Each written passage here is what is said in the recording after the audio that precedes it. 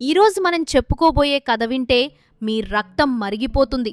అదే సమయంలో మన సమాజం ఎంత విచిత్రంగా ఉంటుందో అని నవ్వాలో ఏడవాలో అర్థం కాక తలపట్టుకుంటారు. ఒక తండ్రి తన 4 కూతుళ్లను ప్రాణం కంటే ఎక్కువగా ప్రేమించాడు.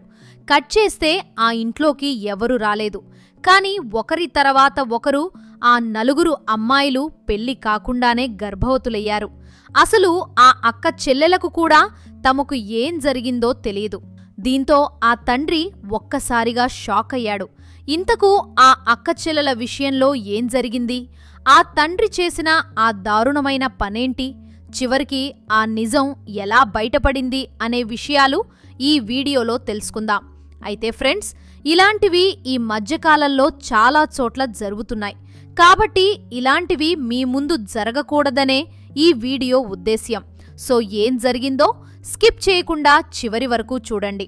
సింధు నది ఒడ్డున హరిపురం అనే ఒక ఊరు ఉండేది. అక్కడ రామదాస్ అనే ఒక రైతు ఉండేవాడు. పాపం భార్య చనిపోయినా తన 4 కూతుర్లే లోకమనుకుని బతికేశాడు. అలా సావిత్రి, కమల, రాధ, అనురాధ ఈ 4 అమ్మాయిలే అతని ప్రపంచం. రామదాస్ భార్య తన చిన్న కూతురు పుట్టినప్పుడే పోయింది. అప్పటి నుండి తనే అమ్మయ్యాడు, తనే నాన్నయ్యాడు. పొలంలో రాత్రనక పగలనక కష్టపడేవాడు. పెద్ద కూతురు సావిత్రికి అప్పటికే 22 వచ్చాయి. ఇంటి బాధ్యతలన్నీ తనే చూసుకునేది. చెల్లెళ్లకు తల్లిలా, తండ్రికి నీడలా ఉండేది. ఆ ఊరి జనాలు కూడా అబ్బా, రామదాస్కి ఎంత మంచు పిల్లలో అని పొగిడేవారు. కాని ఆ పొగిడే నోర్లే రేపు ఎలా విషం చిమ్ముతాయో పాపం ఆ అమాయక తండ్రికి తెలియదు. ఒకరోజు పొద్దున్నే సావిత్రి తన తండ్రి కోసం పాయసం చేసింది. ఆ వాసన ఇల్లంతా గుప్పుమంటోంది. రామదాస్ ఆ వాసన చూసి మురిసిపోయాడు. అమ్మా సావిత్రి, నీ చేతి వంట అమృతంలా ఉంటుంది తల్లి అని పొగిడి భోజనం బుట్టపట్టుకుని పొలానికి బయలుదేరాడు. వెళ్లేటప్పుడు జాగ్రత్తమ్మా, తలుపులు వేసుకోండి, ఎవరో తెలియని వాళ్ళని నమ్మకండి అని చెప్పాడు. అంటే అపరిచితుల మీద భయం ఉంది కాని తన వెంటే తిరిగే ఆప్తుల మీద అతనికి నమ్మకముంది.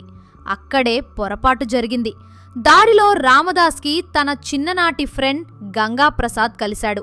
ఈ గంగాప్రసాద్ 10 ఏళ్ల తర్వాత ఊరికి వచ్చాడు. హరే రాము, ఎలా ఉన్నావురా? నీ పిల్లలెలా ఉన్నారు? అంటూ ముసిముసి నవ్వులు నవ్వుతూ పలకరించాడు. రామదాస్ అమాయకుడు కదా. అరే గంగు, రామా ఇంటికి భోజనానికి అని పిలిచాడు. దీంతో గంగాప్రసాద్ కూడా తప్పకుండా వస్తాను అన్నాడు. ఆ సాయంత్రం గంగాప్రసాద్ వాళ్ళింటికి వచ్చాడు. పిల్లలందర్నీ చూసి అబ్బా, ఎంత పెద్దవాళ్లయ్యారు, సావిత్రి అచ్చం వాళ్ల అమ్మలాగే ఉంది అని ఓ తెగ పొగిడేశాడు. అతను పిల్లలకు బాబాయి అయిపోయాడు. రామదాస్కి ప్రాణమిత్రుడు అయిపోయాడు. అప్పుడప్పుడు వచ్చిపోతుండేవాడు. ఒకరోజు పొలంలో పనిచేస్తుంటే మెల్లగా పుల్లపెట్టాడు ఈ గంగు. చూడురాము, సావిత్రికి వయసు వచ్చేసింది. ఇంకా పెళ్లి చేయకపోతే ఎలా? ఈ రోజుల్లో బయట పరిస్థితులు బాలేవు. ఏదైనా తప్పు జరిగితే నీ పరువు ఏమవుతుంది అన్నాడు. పాపం రామదాస్కి భయం పట్టుకుంది. వెంటనే సావిత్రికి పక్కూరి అబ్బాయి శ్యాంతో సంబంధం ఖాయం చేసేశాడు. అంతా బానే ఉంది అనుకునేలోపే విధి వెక్కిరించింది. ఒకరోజు సావిత్రికి వాంతులవ్వడం మొదలైంది. ఊరి డాక్టర్ వచ్చి పరీక్ష చేసి ఏం చెప్పిందో తెలుసా? నీ కూతురు తల్లి కాబోతోంది అంది. అది వినగానే రామదాస్కి కళ్ళు బైడ్లు కమ్మాయి. అదేంటమ్మా, ఇంకా పెళ్ళే కాలేదు కదా అని అరిచాడు. సావిత్రి కాళ్లమీద పడి ఏడ్చింది. నాన్నా, నాకు తెలీదు, నేను ఏ తప్పు చేయలేదు, అసలు నా రూమ్ దాటి నేను బయటికే వెళ్ళలేదు అని ఎంత మొత్తుకున్నా రామదాస్ వినలేదు. మన సమాజంలో ఉన్న జబ్బు ఏంటంటే పక్కన ఉన్నవారు ఏమనుకుంటారో అనే భయం. తన సొంత కూతురి మాట కంటే పక్కింటివాడి వెటకారం మీదనే ఎక్కువ భయం. రామదాస్ వేరే ఊరి డాక్టర్ దగ్గరకు తీసుకెళ్లినా అదే రిజల్ట్ వచ్చింది. గంగాప్రసాద్ కూడా అక్కడే ఉండి అరే రాము, చూశావా, నేనప్పుడే చెప్పాను అని అగ్నికి ఆజ్యం పోశాడు. ఆవేశంలో ఊగిపోయిన రామదాస్ సావిత్రిని అడవిలోకి తీసుకెళ్లి ఆ లోతైన బావి దగ్గర నిలబెట్టాడు. సావిత్రి ఎంత బ్రతిమాలినా నాన్నా నన్ను నమ్మండి అని అరిచినా సమాజం వేసే నిందల కంటే తన కూతురు ప్రాణం తక్కువ అనుకున్నాడు ఆ తండ్రి.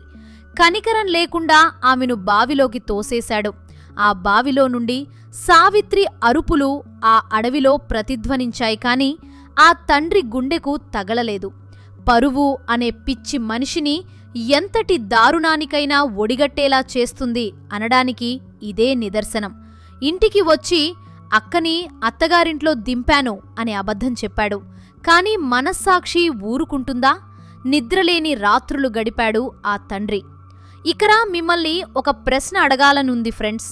మీలో ఎవరైనా ఎప్పుడైనా మీ మనసు చెప్పిన మాట కంటే లోకం ఏమనుకుంటుందో అనే భయంతో నిర్ణయాలు తీసుకున్నారా?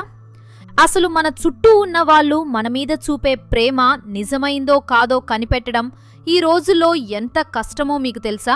ఒకవేళ మీరు రామదాస్ స్థానంలో ఉంటే మీ సొంత కూతుర్ని నమ్మేవారా లేక రిపోర్టుల్ని నమ్మేవారా? కొంచెం ఆలోచించండి. ఈ కథ ఇంకా ఆసక్తికరంగా మారబోతోంది కాబట్టి వీడియోని ఇప్పుడే లైక్ చేయండి. సావిత్రి పోయిన కొన్ని నెలలకే రెండో కూతురు కమలకు కూడా అదే లక్షణాలు మొదలయ్యాయి. రామదాస్కి మైండ్ బ్లాక్ అయింది. ఈమెకు కూడా వాంతులేంటి? కమల ఏడుస్తూ, నాన్నా, అమ్మ మీద ఒట్టు, నాకు తెలీదు నాన్నా అంది. ఇప్పుడు రామదాస్కి అర్థమైంది తను సావిత్రిని చంపి ఎంత పెద్ద తప్పు చేశాడో. తన ఇంట్లో ఏదో అదృశ్య శక్తి ఉందని గ్రహించాడు. ఈసారి పరువు కోసం కూతుర్ని చంపకుండా న్యాయం కోసం విక్రమాదిత్య మహారాజు దగ్గరకు పరిగెత్తాడు. రాజుగారి కాళ్లమీద పడి తన తప్పు ఒప్పుకున్నాడు. నా పెద్ద కూతుర్ని చంపేశాను మహాప్రభు, ఇప్పుడు నా రెండో కూతురు కూడా అదే పరిస్థితిలో ఉంది, అసలు ఏం జరుగుతుందో కనిపెట్టండి అని వేడుకున్నాడు. రాజుగారు రామదాస్ని తిట్టారు. అప్పుడే వచ్చి ఉంటే సావిత్రి బతికేది కదా అని బాధపడ్డారు. తర్వాత అసలు నిజం తెలుసుకోవటం కోసం రాజు తెలివిగా ప్లాన్ వేశాడు. కొంతమంది సైనికులను ఊరివాళ్లలా వేషం వేసి రామదాస్ ఇంటి చుట్టూ కాపలా పెట్టాడు. ఆ రాత్రి ఊరంతా గాఢ నిద్రలో ఉంది. అర్ధరాత్రి సమయంలో ఒక వ్యక్తి నల్లని ముసుగు వేసుకుని మెల్లగా రామదాస్ ఇంటి వెనుక తలుపు దగ్గరకు వచ్చాడు. సైనికులు రెడీగా ఉన్నారు. వాడు లోపలికి వెళ్లబోతుంటే ముళ్లవల విసిరి పట్టుకున్నారు. ఒక ఇనుప పంజరంలో బంధించి రాజుగారి దగ్గరకు తీసుకెళ్లారు. ఇక మరుసటి రోజు సభలో ఆ ముసుగు తీయగానే అందరూ షాక్. వాడు మరెవరో కాదు, రామదాస్ నమ్మిన బంటు, ప్రాణ స్నేహితుడు గంగాప్రసాద్. రామదాస్ ఒక్కసారిగా కుప్పకూలిపోయాడు. నువ్వా? నా స్నేహితుడివి అనుకున్నానే, నా బిడ్డలకు బాబాయివి అన్నానే అని ఏడ్చాడు. ఆ దుర్మార్గుడు గంగాప్రసాద్ అసలు విషయం చెప్పాడు. వాడు ఒక మందు కనిపెట్టాడు. అది చల్లితే ఇంట్లో వాళ్లందరికీ స్పృహ ఉండదు.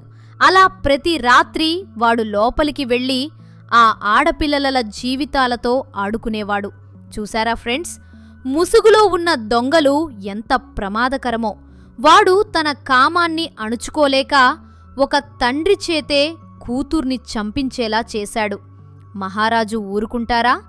గంగాప్రసాద్ని ఉరితీయమని ఆర్డర్ వేశారు.